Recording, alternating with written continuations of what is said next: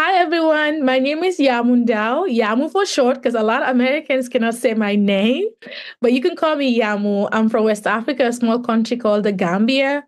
I'm going to be in this podcast telling you everything how I started investing in real estate and how I scaled my portfolio to 154 rental units. I can't wait to talk to you. Welcome to the Rental Property Owner and Real Estate Investor Podcast, brought to you by the Rental Property Owners Association, where real estate investors have found success since 1968. I'm your host, Brian Hamrick from Hamrick Investment Group. This episode is sponsored by Green Property Management, managing everything from single-family homes to apartment complexes in the West Michigan area. Find out more at greenpropertymgt.com. And RCB and Associates, helping real estate investors and small business owners navigate the complex world of health insurance and Medicare benefits at rcbassociatesllc.com. Get ready for the Midwest Real Estate Investor Conference in Grand Rapids, Michigan. Join hundreds of real estate investors for networking, learning, and growth. Be sure to mark your calendars for April 24th and 25th of 2025. Hello and welcome to episode 461. My guest today, Yamu Camara, was born and raised in a small village in West Africa, where she faced profound loss and hardship from a young age. But her journey from humble beginnings to entrepreneurial success will definitely inspire you.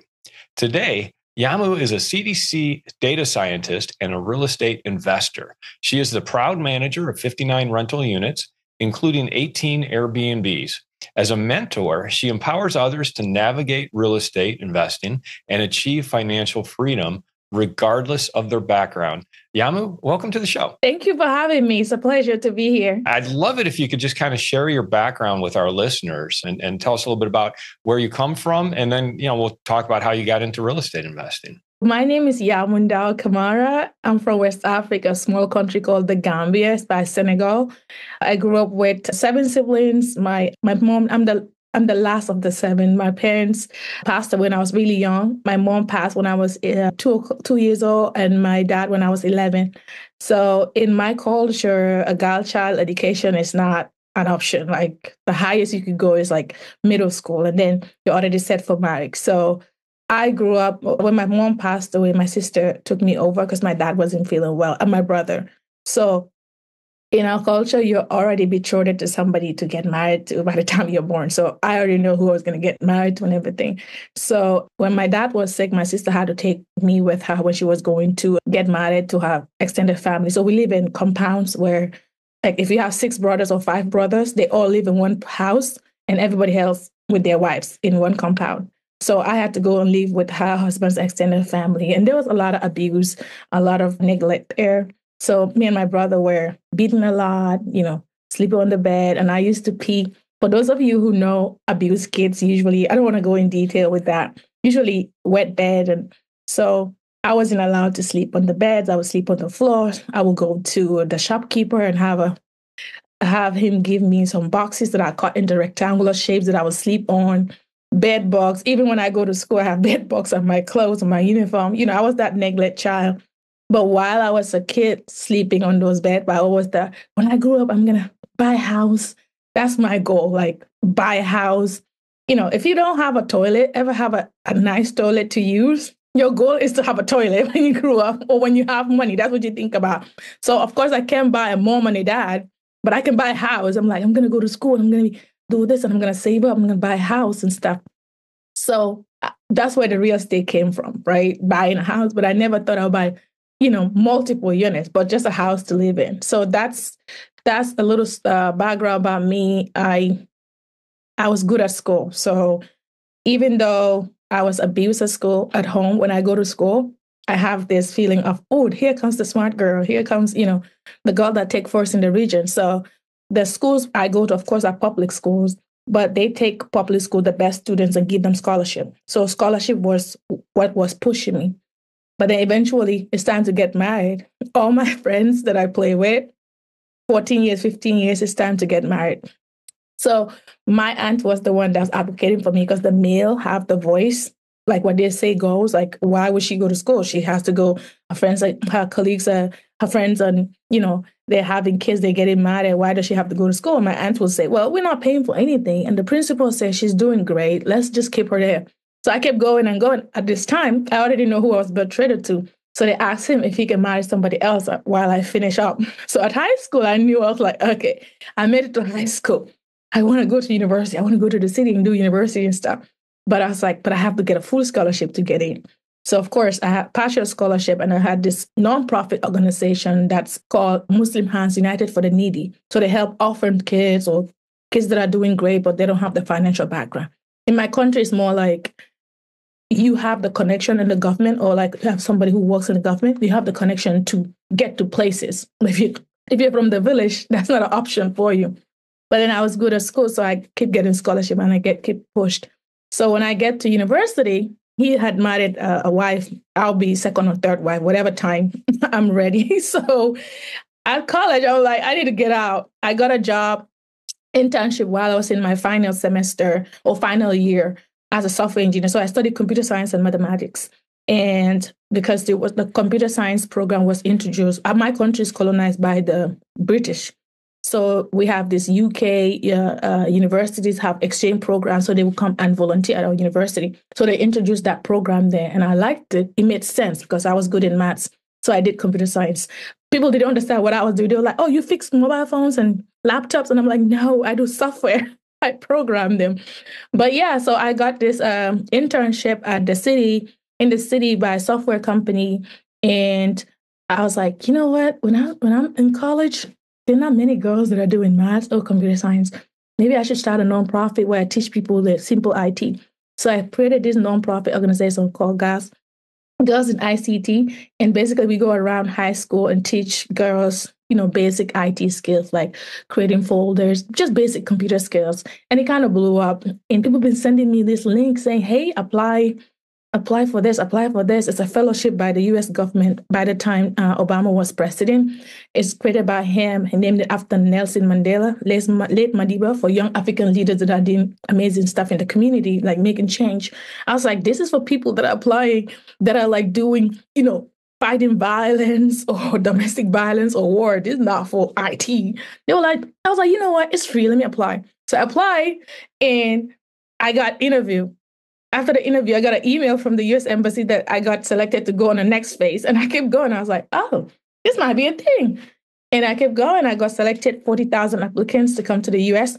I met President Obama. I was placed at Northwestern University. So that's how I got here in the U.S. But my real estate background all started with me doing research, I read a lot. Like that was my escape. So by the time I was abused, every time I would just read books. I would bring books from the library, from the school, like books that are donated. Any book that were donated, I'll read. So I like reading a lot. So it made sense for me to stumble upon real estate. But I always wanted to buy at least one property for myself because I never had, something to call my own. But I didn't know it was going to be. I know you're going to ask me more about my real estate journey. But yeah, that's a little summary about me. I spare you all the sad stuff and because it makes me cry. I'm still going through therapy, so hopefully I don't cry. But yeah, that's a little background about me and how I got there. I want to ask you, your goal was to buy a house. I mean, you pictured this house. What did you picture in your village there? What did you picture when you pictured owning a home? So I knew I wanted a toilet that flushes. The toilet that we had is like a big hole with a little hole, and you sit down and you use it like that. So I always wanted a toilet that you flush like the ones you have here. And I know I wanted multiple of the toilets. I wanted nice king-size beds because I didn't have a bed growing up. I remember I used to wake up at the middle of the night just to kill bugs, bugs, bugs, on the wall or from my, because they're unbearable. They bite me a lot. I'll get up and, kill them. So on those days or those nights, I'm always wondering when I have my bed, I want to have all of this and stuff. So I knew education was the thing for me because that's one thing I was good at. And I always have so much faith in God that it was going to happen. I knew I was going to get at least one house for myself. That was my goal in life. Describe to our listeners what your home looks like now, where you're living. Now I live in a multi-million-dollar property in Alpharetta, Georgia. And I have 154 rental units. So I have 59 rental properties, and I just purchased a self-storage facility, 95 units. So that skyrocketed in my portfolio. I bought that a couple of months ago. I know you said 59, but those are the rentals, residential. And I just got into the asset class for self-storage. But yeah, that's how it looks like. And now I have multiple vacation homes that I can use with my family if I wanted to. I have, thanks to God, don't want to be out again, but I have multiple places to live and multiple houses and multiple toilets. Thanks to God.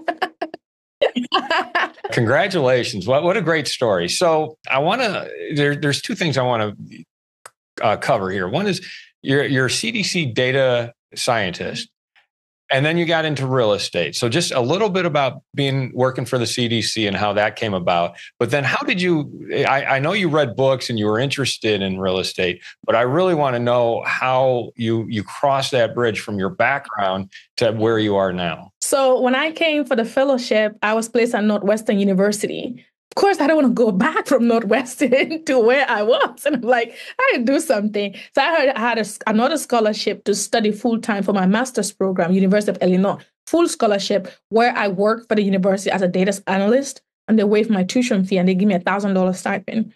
So that's how I had that I didn't have to go back. So I went back to Africa because I had two visas. One is presidential visa, the other one is student visa. So I can't use one and stay the other one. I have to leave the country to show that trip is complete. And I came back the next day because the next day I have to fly. It takes about 24 to 48 hours to get back here. So I get back here just to go start school again and walk 20 hours for the university, and they waive my tuition. So I get a $1,000 stipend, and that all goes to insurance. Student insurance, like $400-500 a month, because it's very high, and then the rest of the money I have to figure out my housing and feeding and stuff. So sometimes I'm like with $20 for the whole month. Sometimes I'm left with $50. So I have to figure out, I was like, okay, I'll get roommates. That way I can so in the university, students all have their own Facebook group of roommates. So if you want to have a roommate, you go to the university Facebook page and say, oh, I'm looking for a roommate. This is my budget. So I was like, okay, this will work for me. So what I did was I found a roommate that's cheaper. So I figured out, so what parents would do is buy a rental property, maybe an $80,000 rental property, 3-bedroom. Their kids will live in one unit, 1 bedroom, and they will rent out the other bedroom to other students, right? And then I realized that those bedrooms also are sub-rented again as mattress. So in one room, you can have 4 students stay in one room with their mattresses, and the rent is cheaper. And I was like, okay, 200 works for me because that's all I can have. So 200, 150, that's a good budget for me. I don't care. As long as I can have roof over my head, I can use the toilet at night. And in the morning, I'll go to college because I work and go to class. When I come home, study, go to sleep. So that worked out for me. So I was like, okay, this will work. So I found somebody to share, get that kind of rental. And I'm like, this is mind blowing. Imagine their mortgage is being paid for. Like one room pays all their mortgage, right? So I'm doing the calculation. I'm like, so interested. I'm reading more now. I want to know everything about it. I said, I have to do this. It makes sense. Like this is, well, how come nobody's doing this? So I was like, when I get my first job, this is what I'm going to do. So I was like, I can't wait. I'll be counting. So I was like, okay, when I graduated, I moved to Georgia because I applied for different jobs as a student, F1 student, a science student. You have 1 year after you graduate to get a job, like a company that will sponsor your visa, or you need to go back. So I was applying for any job, like any company, please keep me here. Pay me anything, just keep me here. So I just apply. And I did a lot of interviews. If you know technology or you're in a software wall, you know that the interviews are tech. Like they ask you to program something live and you're watching stuff. So it's very intense, that type of interview. So I do multiple interviews and I don't get. Sometimes I go all the way to the final stage and they're like, oh, send us your green card stuff. I'm like, I don't have a green card. They're like, oh, we can sponsor your visa. So it's very for every 10 interviews that I do, only 1 would sponsor my visa, and very competitive that way. So anyways, I applied for this. I had this recruiter I'm working with. He sent me this job. And I didn't even know what CDC meant. So I applied for the job and he said, hey, these are the instructions. It was very strict. I was like, what's going on with this? I didn't know it was federal government. So in the interview, it says, don't do this, don't do that. So I was like, okay, it's just an interview. But I didn't know. So when the interview started, I was living in an apartment complex then. I went outside of the backyard. That's when they were doing the lawn care. The noise was so loud because they were cutting the grass. So I ran back in. I was like, I'm so sorry. I promise this was always the quietest place in the apartment. I don't know why, like today they decided to just cut the lawn that time. They were like, go on. I was like, oh boy, they don't sound happy. So I did the interview. I was like, oh, I'm just going to do my best. The beginning was rocky, so I gave it my shot. The recruiter called me 30 minutes later and was like, did you even know who you interviewed for? I was like, no. It was like, that was the CDC. I was like, what is CDC? While I was talking, I was Googling what that. I was like, oh, wow. They said, they love you so much. They want to hire you right away. I was like, you sure? He said, yeah. I was like, okay, go ahead. Send me your green card, blah, blah. I was like, I don't have a green card. He said, what? I'll call you back. He hung up and he called me back later. He said, well, you don't have a green card, but they love you so much. They want to give you the job. So that's how I got it. So I started working for the CDC as a data scientist for influenza division, infectious disease. And yeah, I'm still working. I still have my 9 to 5. And people ask me, why do you still have your 9 to 5? Because I love it.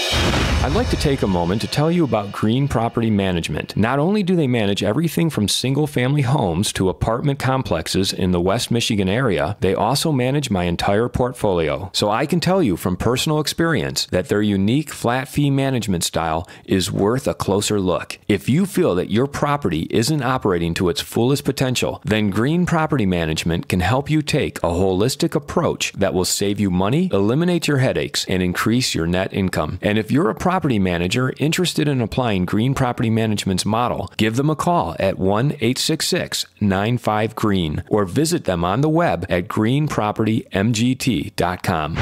If you're thinking of leaving your W-2 job and becoming a full-time real estate investor, one of the greatest costs you must consider is healthcare for you and your family. When I made this transition myself, I found the whole healthcare insurance process to be confusing and frustrating. That's why I'm glad I met Chad Creasy at RCB and Associates. Chad is a professional health insurance agent who helps real estate investors and small business owners understand and choose their best healthcare options. And best of all, his services are covered by the insurance company and won't cost you a dime. If you live in Michigan and are expecting a change in your healthcare insurance coverage for any reason, or losing employer coverage or transitioning into Medicare, then you owe it to yourself to contact Chad Creasy at rcbassociatesllc.com. Save the date for the Midwest Real Estate Investor Conference happening April 24th and 25th of 2025 in Grand Rapids, Michigan. This event is the perfect place to connect with fellow real estate investors, gain valuable insights, and elevate your real estate game. With a lineup of expert speakers and numerous networking opportunities, you won't want to miss it. But you're also a successful real estate investor. So talk about that. Like you got your first taste of real estate from reading up on it, but then living in a house where you're basically renting a mattress for $150 a month. How did you make that leap from understanding that and then actually owning something? So when I started, at this time, when I started the job, I already knew I want to start investing, doing exactly what I saw was happening in Illinois. And me living in Atlanta, I was like, I can't afford to buy 300,000, 400,000 properties. First of all, my credit score is like a newborn. And this is quote unquote exactly what one of the lenders told me. So me reading up real estate, listening to podcasts, any free network, I would join. And every free meetups online, I would join. And most of the things I hear is start with a local bank. Start with local bank. So I was like, okay, where can I buy that I can afford? One, where can I buy where I can get a local bank to help me do it? I was like, definitely not here because I can't afford, properties here.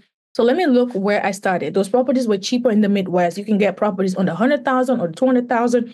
I can save up the money and I can do a little percentage down. So I started calling up all the cities outside of Chicago. So 30 minutes, all the smaller cities, 30 minutes, 1 hour from Chicago. And I would just call different local banks. I made a list and I'll call. Some of them hang up on me. Some of them hang up on me because they don't understand my accent. Some of them probably think I'm a scammer or something. But I go one bank. I never said no. I never take a no to heart. So I was like, I've been in worse scenarios. No, it doesn't hurt my feelings at all. I got one bank to listen to me, and the lady was like, I see that you're really you have so much knowledge already in real estate, what you want to do. Like you have a clear path. However, your credit score is like 500. You're like a newborn. I was like, that's because I've just been to the US. It was like, yeah, but you have to go get a credit card.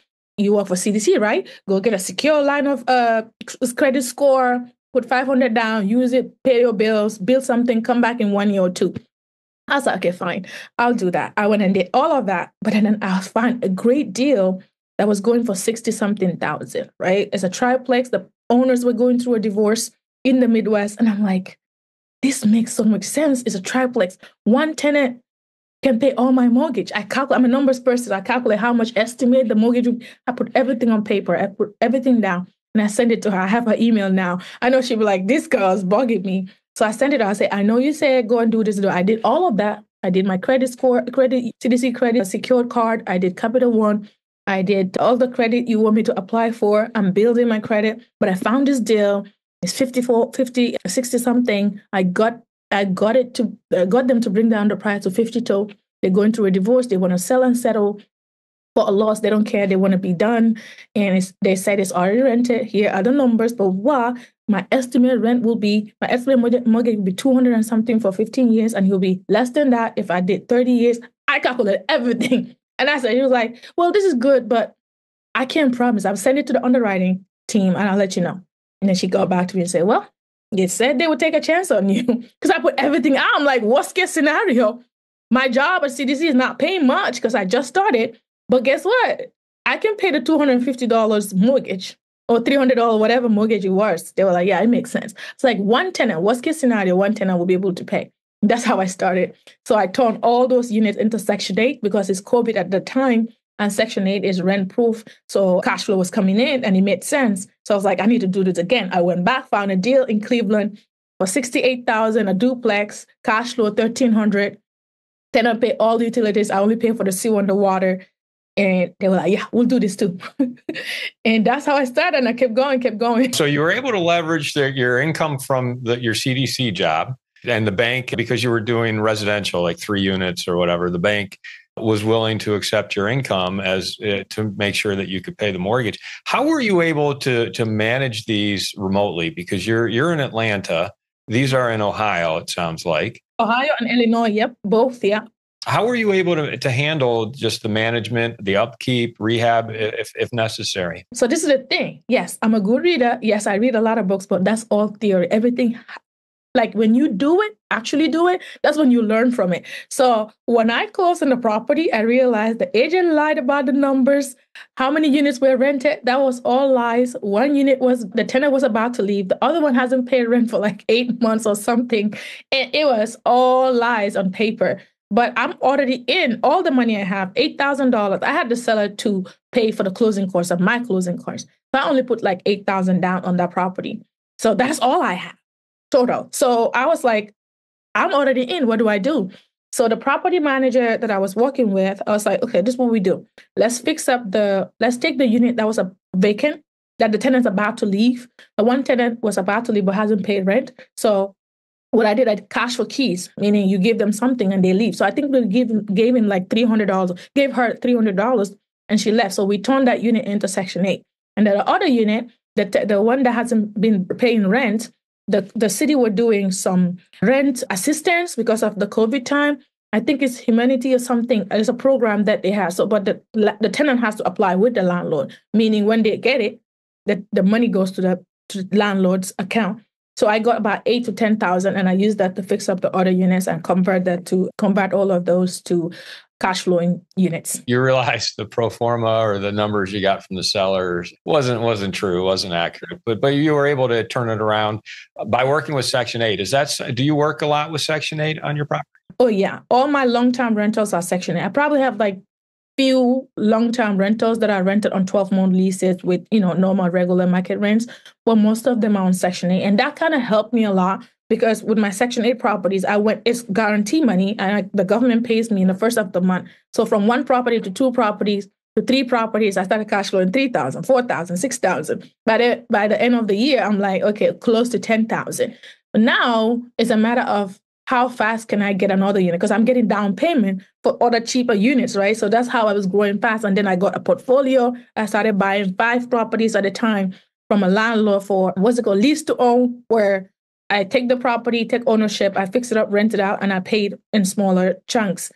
And that's how I keep growing faster. So now I paid off those and I take that cash flow to buy more. You were buying lease to own. So you were leasing the property with the intention of owning it eventually. Yes. Yeah. So the property needs work. And I just have built up my team meaning I have the lending, I have the contractor to do the work. So once I'm done, I refinance, pay them off, and I have the property to myself. So it's now mine. So these are 30,000 properties, 25,000 property, but they need 40,000 worth of work or 25,000 worth of work. So I keep turning them on. After the ARV is like 100 or 95 or 80, all in, I'm 40,000, but then it's worth double what I paid for. So that's what made me scale faster. It seems like the properties you're buying are kind of like what, they're in that $30,000, $40,000 range, but then you put some money in, fix them up, get them rented out. Is that still your niche? I mean, are you still finding properties that are at that price, or have you kind of changed your buying profile? I do both. So in 2021, I started because after COVID, a little bit after COVID, people were like in the house, in their homes for years, right? For like almost 1 year, if people want to get out. So midterm rent or short-term rent was becoming a thing.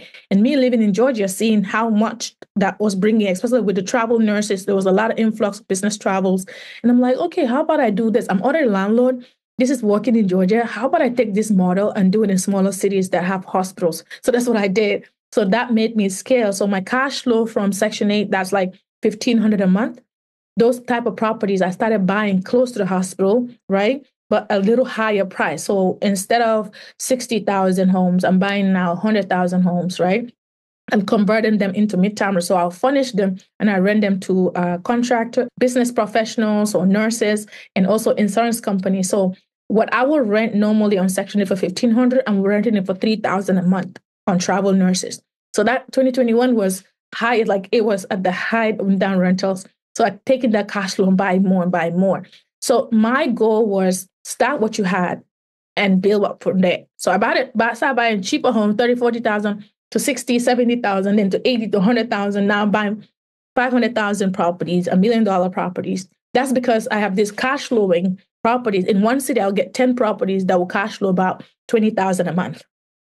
Because it's a mixture of short-term rentals, mid-term rentals, and Section 8. So building up from there, I have enough cash flow. I know for sure I'm going to get 20,000 from one city or 30,000 from one city. And I take that money and I can buy homes in Georgia that I always wanted to buy. So that's how I scale my portfolio. For those cheaper properties, most of them, my mortgage is like $300, $500. Imagine the interest rate was like 2 point something, 3.4 point max. So my mortgage, my property in Cleveland that I bought for $68,000 was cash flow in $1,300. Now it's almost $2,000 cash flow, but my mortgage is $250. So worst case scenario, one tenant pays my mortgage and see cash flow, just one unit. You've really built up incredible momentum, and it sounds like you just keep taking that cash flow, buying more properties, laddering up every step of the way. Why is that? Like, a lot of people will buy a property or two, really nurse it, manage it, get to some decent cash flow, but for some reason they get stuck. They get stalled out. And it sounds like I'm sure you've met some resistance there on what you were doing, as far as like maybe the numbers don't work out or you're having difficulty with the property. But yet you've built this incredible portfolio. I mean, how many units did you say you have now? Because I know I was wrong in the intro. So residential properties, I've always wanted to get in the commercial space, but I have to build up that foundation. So I have 59 or 58. Probably 59. It's a good thing not to remember the number of units. I'm also on a contract for multiple right now, but I don't count until I own them. But yeah, 154 rental units. I purchased a self-storage facility, 95 units, and that kind of helped me to cross over to the commercial. So of course I have residential commercial deals like 12 units, 15 units, 16 units properties. But having a self-storage facility, I always wanted to have self-storage. Like I wanted to cross over to that. So I'm learning that right now, the process. I manage it myself, probably spend like 30 to 1 hour a week on that. I mean, I have my team to do the work, but I wanted to do it myself. Like I want to learn the in and outs. I had some break-ins. I have to deal with it, call the police, all that stuff, check the cameras. I want to be able to learn. I guess I just love the process. Instead of just, buy a few properties here and there. I like the process of like for my vacation homes. Like I have 2 waterfront properties. Sometimes the rents will be Right now, one of them is rented for $10,000 a month by a company, a windmill company from Europe. They're doing some work in Illinois, and they just rented out for 5,000 every 15 days. So that's 10,000, right? It's just mind blowing. I bought the property for 135, and I put 40,000 renovation on it in 2021. 10,000 a month. My expenses is 1,200. So, and the good thing is, I can choose not to rent it out. The months that is like December, it's lower. People are not renting it. People are not traveling a lot because it's cold. Me and my family can go there for a week and just enjoy it. Even this summer, we can take a weekend and go. So when I'm buying, I'm thinking, my kids, I'm also thinking, well, I have 2 kids now, 6-year-old and 1-year-old. I'm thinking the future. So, and I love the process. And I know a lot of people will say, well, why 154? Like, when do you stop? I don't stop. I just keep investing. Like, I'd rather have 50,000 on rental property than have 50,000 sitting in the bank where I'm making 0.003% on it. Don't make sense to me. I'd rather have it in a rental property. Being from West Africa and coming from the background that you come from, when you look at the opportunities that you see here in this country, and it seems like you've seen plenty of opportunities and taken advantage of every single one of them.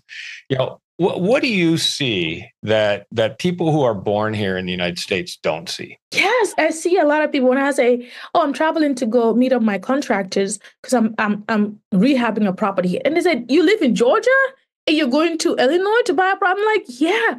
It's an investment property. A lot of people are scared. They feel like, oh, when I buy a property, I need to see it. Why? Like for my rentals, when I go, sometimes I drive by them. I don't even stop because it's rented. It's been rented for 2 years. It's bringing me cash flow. Why do I need to get in? I have to take permission from the tenant to even get into my property. It's cash flow. I don't need to see in the inside, nothing, right? So a lot of people, I feel like what's stopping them from investing, especially those opportunities. US is so huge. There's so many, like you can live in Georgia and buy properties in Kansas or Michigan, right? And you can travel by flight. We don't have that where I'm coming from. They're not, first of all, opportunities for education is even limited. Like you have to have connection to even get to the university or get scholarship. So for me, seeing that opportunity, and what I tell my students is, you can live here and buy anywhere. You can travel to go look at your property. People from Saudi that have a lot of money come to the US, buy houses, and go back. When they visit the US, they stay in those houses. Why can't people that live in US buy these homes and do the same thing? You're building wealth, right? And you're able to go visit your property if you want to, and you can leave that to your kids. So imagine that. So that's an opportunity that a lot of people don't tap in. They're like, oh, I live in California. I can't afford in California. So you're done with investing? Really? Come on, there's more to this. How would people find out more about you or get a hold of you? I have an Instagram page, a social media page, Instagram and Facebook. I'm more active on Instagram. My page is Building Wealth from Rentals. And the same for Facebook. I know in TikTok, I'm not very active on TikTok, but it's the same account, Building Wealth from Rentals. What is your favorite hack or app? My favorite app is Instagram. What do you use it for? I use it for posting reels. I do a lot of reels and knowledge-based, teaching people, showing them that this could be done. So before and after renovations and all of that. So I do show the whole process from how much I bought it for, renovation has started, the problems I'm facing, and how I solve them. I love solving problems, I guess, because that's my background. I don't know. You have just an incredible, amazing story.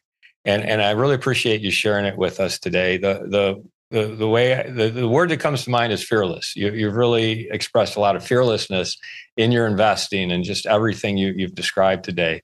So I really, really enjoyed this conversation. Thanks so much for coming on the show. Thank you. Thank you for having me. It's a pleasure to be here. I want to thank everybody for listening to this episode. I'm your host, Brian Hamrick from Hamrick Investment Group, and you can find out more about me by going to higinvestor.com. That's higinvestor.com. And you can also ask questions and join us on Facebook by going to RPOA, Rental Property Owner and Real Estate Investor Podcast. And remember to save the date for the Midwest Real Estate Investor Conference on April 24th and 25th of 2025 in Grand Rapids, Michigan. It's It's going to be an event you won't want to miss, packed with invaluable sessions and opportunities to connect with like-minded investors. Keep listening for more updates, and we look forward to seeing you there. This episode was sponsored by Green Property Management, managing everything from single-family homes to apartment complexes in the West Michigan area. Find out more at greenpropertymgt.com. And RCB and Associates, helping real estate investors and small business owners navigate the complex world of health insurance and Medicare benefits at rcbassociatesllc.com. You've been listening to the Rental Property Owner and Real Estate Investor Podcast, brought to you by the Rental Property Owner Association.